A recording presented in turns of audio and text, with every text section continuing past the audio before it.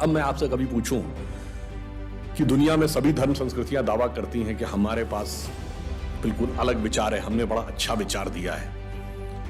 अगर हम आपसे पूछें कि हमारी संस्कृति में ऐसा क्या है जो दूसरे में नहीं, बहुत से लोग कहेंगे साहब उसमें बड़ा सदाचरण की बात कही गई, नैतिकता की बात कही गई। तो लोग कहेंगे ठीक है भाई, दूसरी जगह भी कही गई, शायद कोई फॉलो करता है या नहीं करता।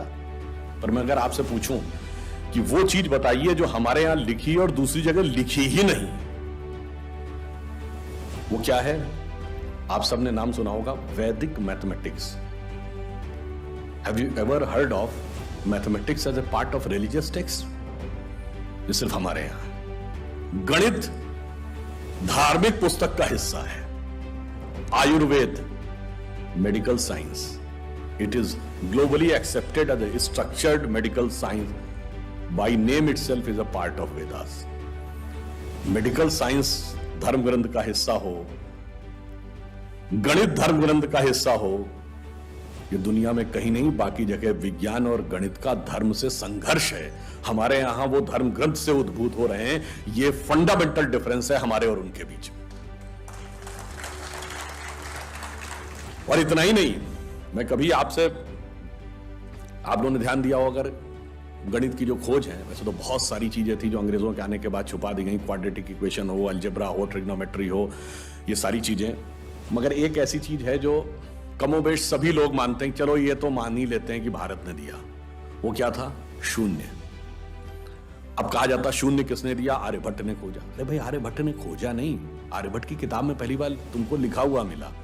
अगर आर्यभट्ट ने शून्य खोजा तो बौद्ध मत में शून्यवाद का सिद्धांत कहां से आया?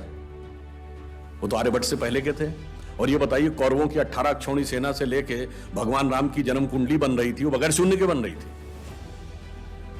वास्तविकता यह है कि शून्य वेदों से निकला और वो इस बात को स्वीकार करने को तैयार नहीं होते थे कि धर्म ग्रंथ से निकलता है। इसलिए उनको छटपटाहट थी, इसलिए वो कहने का प्रयास करते हैं किसी और ने निकाला था। और समस्या क्या है? हमारे यहां तो भगवान राम की जो कुंडली निकली है, वो जब नासा के प्लैनेटोरियम सॉफ्टवेयर में डाली गई तो 7114 समथिंग बीसी की डेट निकल आई। अब बताइए, वैसे तो मैं नहीं मानता कि वो डेट सही है, उसके अंदर नक्षत्रों का कैलकुलेशन किया जाए तो बहुत पीछे आएगा, परंतु बताइए, उन लोगों ने हमको समझा दिया कि हम अवैज्ञानिक हैं और हम अंधविश्वासी हैं, जिनमें किसी एक के यहां लिखा है कि धरती चपटी है और एक के में लिखा धरती के चारों तरफ सूरज घूमता है। और ऐसे महान ज्ञानदेव पाड़े लोगों ने हम लोगों को समझा दिया कि हम अनसाइंटिफिक थे और धरती को चपटी और धरती को इस सौरमंडल का केंद्र कहने वाले लोग वैज्ञानिक थे। आज भी जब सूर्य ग्रहण या चंद्र ग्रहण होता है, आप नासा की ऑब्जर्वेटरी बताती है ना, 1950 से पहले नासा नहीं था।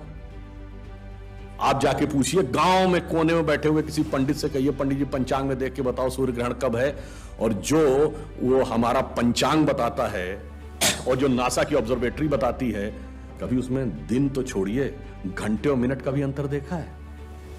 हमारा तो कैलकुलेशन 5500 साल से एज इट इज चला रहा है, और उसके बाद उन्होंने हमें बताया कि हम अवैज्ञानिक हैं। आज भी आप बताइए, उत्तर भारत में उतना नहीं दिखता, दक्षिण भारत के मंदिरों में जाइए, नवग्रह बने हैं तो सूर्य केंद्र में है कि धरती केंद्र में है? सूर्य के 7 किरणें होती हैं, 7 घोड़े सूर्य के बने कि नहीं मंदिरों में? अब बताइए, ऐसा हमारे दिमागों में भर दिया जाता है। हम सब ने, हम लोगों ने भी विज्ञान में पढ़ा कि सबसे पहले 9 ग्रहों की खोज किसने की? केपलर ने। Kepler's law of planetary motion. हम सब ने, जिसने फिजिक्स पढ़ी होगी 10वीं 11वीं 12वीं में, कभी न कभी Kepler's law of planetary motion पढ़े होंगे कि केपलर ने सबसे पहले बताया कि 9 ग्रह होते हैं। अब ये बताइए, इधर जब हम पूजा करते हैं तो पंडित जी हाथ में जल ले क्या बोलते हैं? ब्रह्मा मुरारी त्रिपुरांतकारी भानु शशि भूमि सुतो बुधश्च और गुरुश्च शुक्रः शनि राहु केतु सर्वे ग्रहा शांति करो भवन्तु। अब ये 9 ग्रहों के नाम केपलर बताए थे कि पंडित जी बताए हैं, और हजारों साल से बता रहे हैं। और उसमें मजे की बात यह है कि मंगल के लिए भूमि सुत, यानी भूमि का बेटा, धरती का बेटा शब्द है। या अब जाके साइंस ने यह कन्फर्म किया है कुछ समय पहले कि एक थ्योरी है कि कभी एक जमाने में बहुत बड़ा एस्टेरॉयड टकराया था कि धरती से, और धरती का एक टुकड़ा अलग हो गया था, वही टुकड़ा बाद में मंगल बन गया। और भूमि सुत हमारे यहां लिखा हुआ, मंगल के पर्यायवाची में भूमि नंदन भूमि सुत जैसे शब्द हैं। अब आप देखिए क्या वैज्ञानिकता है और कैसे उसको इसमें सम्मिलित किया गया। मैंने क्यों बताया, हमारे यहां विज्ञान और धर्म इस कदर एक मत है कि ये उनकी बुद्धि परप्लेक्स हो जाती है कि